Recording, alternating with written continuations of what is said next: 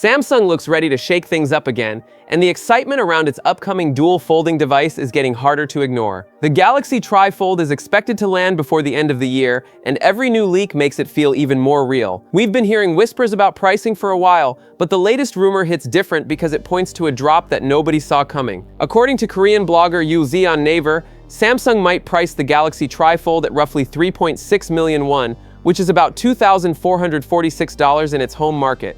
That's a noticeable dip from earlier leaks, hinting at a 4 million won or $2,718 tag. The blogger claims this info came from an internal sales announcement, but with no extra details shared, it's smart to take it lightly for now. Even at this rumored price, the Tri-Fold would still sit above the already expensive Galaxy Z Fold 7, which sells for about $1,616 in Korea. Still, it's a lot easier to justify than something creeping close to $3,000. Speculation suggests the new foldable will feature a 10-inch dual folding display, a 6.5-inch cover screen, a Snapdragon 8 Elite chip, and a battery around 5,600 mAh. The rear camera setup is also expected to match the Z Fold 7, a 200-megapixel main camera, a 12-megapixel ultra-wide, and a 10-megapixel 3x telephoto lens. Everything about this device feels ambitious, risky, and exciting all at once, exactly the kind of move that could define Samsung's next chapter.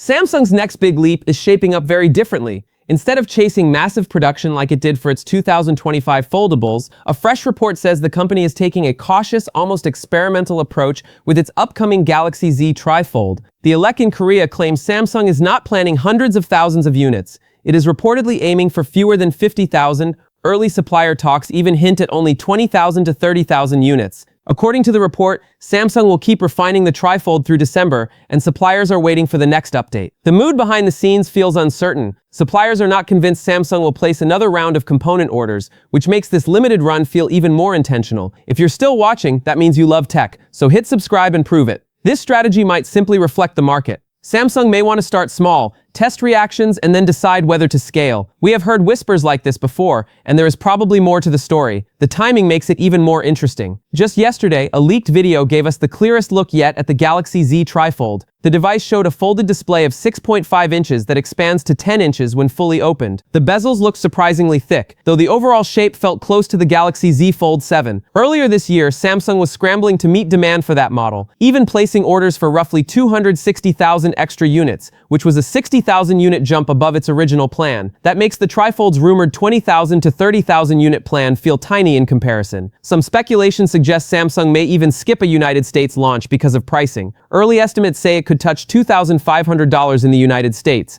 a number that will make anyone raise an eyebrow. Samsung's long-awaited tri-folding smartphone, the Galaxy Z Tri-Fold, finally feels real. After years of concept teasers and endless rumors, Samsung has now revealed a fully functional prototype, proving that this futuristic foldable is no longer a dream. The wait might soon be over, as everything points to a launch later this year.